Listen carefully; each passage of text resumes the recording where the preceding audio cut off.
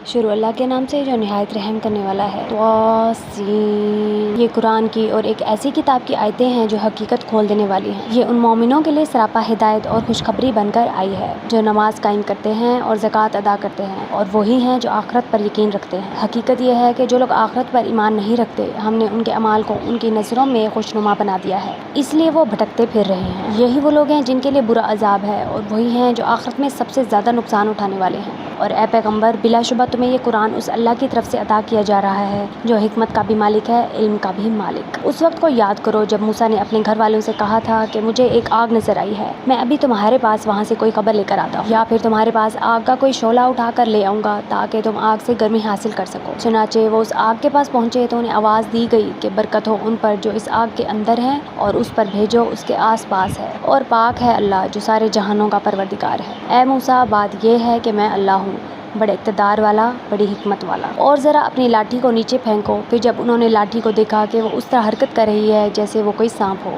تو وہ پیٹ پھیر کر بھاگے اور پیچھے مڑ کر بھی نہ دیکھا۔ ارشاد ہوا، موسیٰ ڈرو نہیں، جن کو پیغمبر بنایا جاتا ہے ان کو میرے حضور کوئی اندیشہ نہیں ہوتا، الا یہ کہ کسی نے کوئی زیادتی کی ہو، پھر وہ برائی کے بعد اسے بدل کر اچھے کام کر لے تو میں بہت بخشنے والا، بڑا مہربان ہوں۔ اور اپنا ہاتھ گریبان میں داخل کرو تو وہ کسی بیماری کے بغیر سفید ہو کر نکلے گا۔ یہ دونوں باتیں ان 9 نشانیوں میں سے ہیں جو فرعون اور اس کی قوم کی طرف تمہارے ذریعے بھیجی جا رہی ہیں۔ حقیقت یہ ہے کہ وہ نافرمان لوگ ہیں۔ پھر ہوا یہ کہ جب ان کے پاس ہماری نشانیاں اس طرح پہنچی کہ وہ آنکھیں کھولنے والی تھی، تو انہوں نے کہا یہ تو کھلا ہوا جادو ہے۔ اور اگرچہ ان کے دلوں کو ان کی سچائی کا یقین ہو چکا تھا، مگر انہوں نے ظلم اور تکبر کی وجہ سے ان کا انکار کیا۔ اب دیکھ لو ان فساد مچانے والوں کا انجام کیسا ہوا۔ اور ہم نے داؤد اور سلیمان کو علم عطا کیا، اور انہوں نے کہا تمام تعریفیں اللہ کی ہیں جس نے ہمیں بہت سے مومن بندوں پر فضیلت عطا فرمائی ہے۔ اور سلیمان کو داؤد کی وراثت ملی، اور انہوں نے کہا اے لوگو، ہمیں پرندوں کی بولی سکھائی گئی ہے اور ہمیں ہر ضرورت کی چیز عطا کی گئی ہے، یقیناً یہ اللہ تعالیٰ کا کھلا ہوا فضل ہے۔ اور سلیمان کے لیے ان کے سارے لشکر جمع کر دیے گئے تھے جو جنات، انسانوں اور پرندوں پر مشتمل تھے، چنانچہ انہیں قابو میں رکھا جاتا تھا، یہاں تک کہ جب ایک دن یہ سب چونٹیوں کی وادی میں پہنچے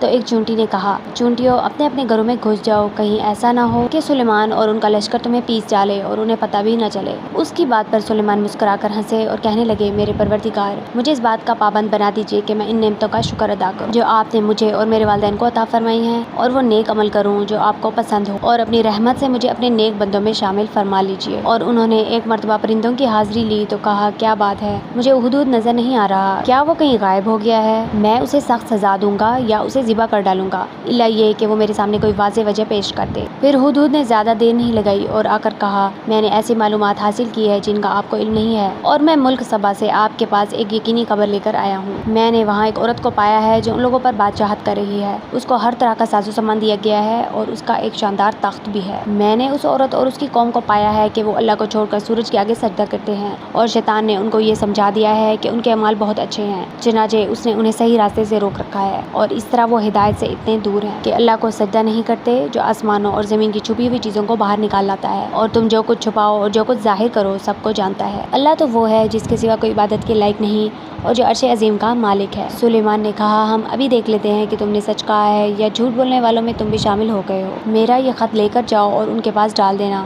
پھر الگ ہٹ جانا اور دیکھنا کہ وہ جواب میں کیا کرتے ہیں۔ چنانچہ ہدہد نے ایسا ہی کیا، اور ملکہ نے اپنے درباریوں سے کہا، قوم کے سرداروں، میرے سامنے ایک باوقار خط ڈالا گیا ہے، وہ سلیمان کی طرف سے آیا ہے، اور وہ اللہ کے نام سے شروع کیا گیا ہے جو رحمان اور رحیم ہے۔